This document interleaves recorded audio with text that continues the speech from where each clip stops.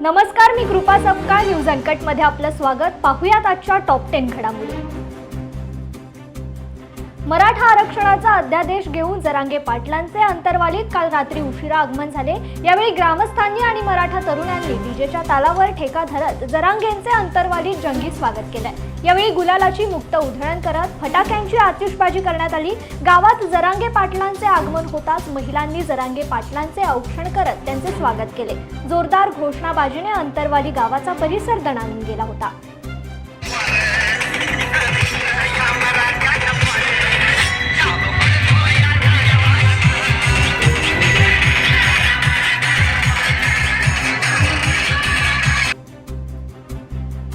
मुख्यमंत्र्यांनी जरांगे पाटील यांचे उपोषण सोडवले, पण यावेळी दोन्ही उपमुख्यमंत्री का गेले नाहीत? सरकारने मराठा समाजाचा की ओबीसी समाजाचा विश्वासघात केला हे कोणालाच माहीत नाही. आरक्षण नेमके कुठून आले?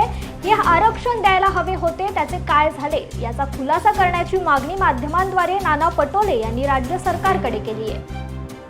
पूर्ण प्रश्न आपण विचारला.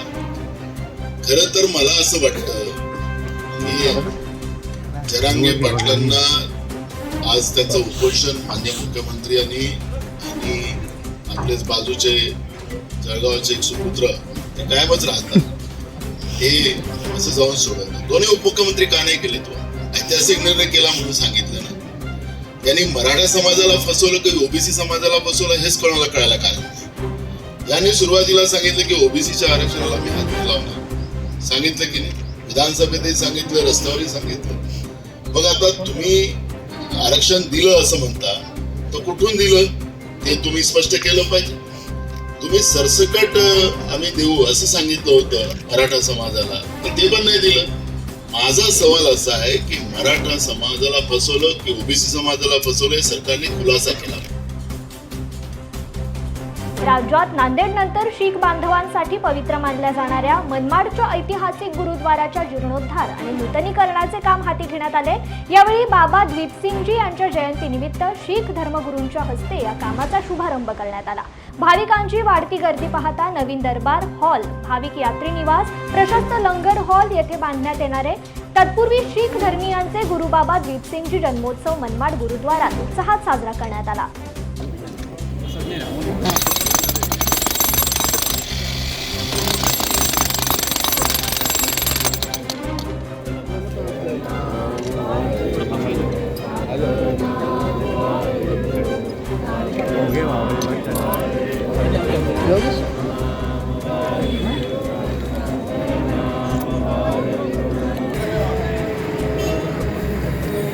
सर जी आप थोड़ा पीछे, आपको भी करते हैं कि आपको भी करते हैं।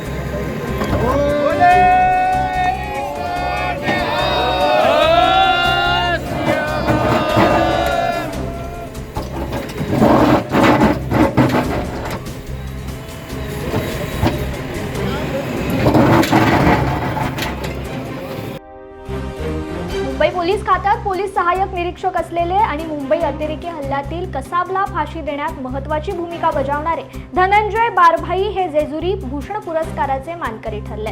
राष्ट्रपती पारितोषिक विजेते धनंजय बारभाई यांना मासाहेब प्रतिष्ठानाच्या वतीने प्रजासत्ताक दिनाच्या सांस्कृतिक महोत्सवात माजी आमदार प्रकाश देवळे यांच्या हस्ते जेजुरी भूषण पुरस्कार प्रदान करण्यात आला. यावेळी प्रतिष्ठान आयोजक डॉक्टर प्रसाद खंडागळे आणि इतर मान्यवर उपस्थित होते. गेली अनेक वर्षे या प्रतिष्ठानाच्या माध्यमातून जेजुरी निवासी परंतु विविध क्षेत्रात काम करणाऱ्या मान्यवरांना या पुरस्कारांचा सन्मान दिला जात असतो. मराठा आंदोलक मनोज जरांगे यांच्या मागण्या राज्य सरकारने मान्य केल्या असून राज्यभर आनंदोत्सव साजरा करण्यात येतोय. जालना कृषी उत्पन्न बाजार समितीत देखील फटाक्यांची आतिषबाजी करून जल्लोष साजरा करण्यात आला. यावेळी राज्य सरकारचे आभार मानत शिवसेना उपनेते माजी मंत्री अर्जुन खोतकर यांनी फुगडी खेळत आपला आनंद व्यक्त केलाय. मनोज पाटील जरांगे यांनी जो एल्गार महाराष्ट्रामध्ये उभा केला होता त्या लढ्याला यश आलेलं आहे. शिंदे सरकारने मनोज पाटीलांच्या सर्व मागण्या मान्य केलेल्या आहेत. माननीय मुख्यमंत्री एकनाथ शिंदेसाहेब, माननीय देवेंद्रजी, माननीय अजितदादा यांचे मनापासून आभार व्यक्त करतो. मनोज पाटलाची जिद्द, मनोज पाटलाची चिकाटी आणि मनोज पाटलाचा प्रामाणिकपणा निश्चितपणे या लढ्याला यश देऊन गेले. अखेर उत्तर प्रदेशमध्ये समाजवादी पार्टी आणि काँग्रेसमध्ये आघाडी झाली असून काँग्रेस राज्यात 11 जागांवर लोकसभा निवडणूक लढवणार आहे. खुद्द अखिलेश यांनी ट्विट करून ही माहिती दिली आहे. त्यांनी लिहिलंय की काँग्रेस सोबतची आमची सौहार्दपूर्ण आघाडी 11 मजबूत जागांसह चांगली सुरुवात करतेय. विजय समीकरणासह हा कल पुढे चालू राहील. यापूर्वी सपा आणि आरएलडीने 7 जागांवर आघाडी केली होती. म्हणजेच आता सपा, काँग्रेस आणि आरएलडी मध्ये यूपीतील इंडिया आघाडीतील जागांवर करार झालाय. राहुल गांधी यांची न्याय यात्रा 14 फेब्रुवारी रोजी चंदौली येथून उत्तर प्रदेशात दाखल होईल. त्यासाठी प्रदेश काँग्रेसची तयारी सुरू आहे. राहुल यांच्या प्रवासातील पहिला रात्रीचा मुक्काम वाराणसीमध्ये तर दुसरा प्रयागराजमध्ये असू शकतो. वाराणसी हा मोदी यांचा मतदारसंघ असून काँग्रेसचे प्रदेशाध्यक्ष अजय राय यांनी लोकसभा निवडणुकीत त्यांना 2दा आव्हान दिले. न्याय यात्रा 11 दिवसात उत्तर प्रदेशातील 80 लोकसभेच्या 25 मतदारसंघातून जाईल. यावेळी राहुल गांधी यांना सुरक्षा द्यावी अशी मागणी काँग्रेसचे अध्यक्ष खरगे यांनी केली आहे. संसद भवन संकुलात अभ्यागतांच्या प्रवेशासाठी नवीन व्यवस्था करण्यात आली आहे. हे बदल 31 जानेवारीपासून सुरू होणाऱ्या अर्थसंकल्पीय अधिवेशनापासून लागू होतील. ही प्रक्रिया 3 टप्प्यात होणार आहे. या अंतर्गत संसदेचे कामकाज पाहण्यासाठी व्हिजिटर्सला QR कोड घ्यावा लागेल. संसदेत येताना व्हिजिटर्सना QR कोड आणि आधार कार्डची प्रिंट आउट आणावी लागेल. त्यानंतर त्यांना स्मार्ट कार्ड दिले जाईल. टॅप आणि बायोमेट्रिक तपासणी केल्यानंतरच ते संसदेत प्रवेश करू शकणार आहेत. अरब देश संयुक्त अरब अमिरातमध्ये श्रीराम मंदिरासारखे भव्य मंदिर उभारणीचे काम पूर्णत्वाकडे आले. या मंदिरात 14 फेब्रुवारीला वसंत पंचमीच्या दिवशी प्राणप्रतिष्ठापना केली जाणार आहे. पंतप्रधान नरेंद्र मोदी या मंदिराचे उद्घाटन करतील असे सांगण्यात आले. हे मंदिर धार्मिक सद्भावनांच्या दृष्टिकोनातून आदर्श ठरेल. शिल्पकला व स्थापत्याचा हा अजोड नमुना असून या मंदिराची उभारणी अबुधाबीत 27 एकर क्षेत्रात करण्यात आली आहे.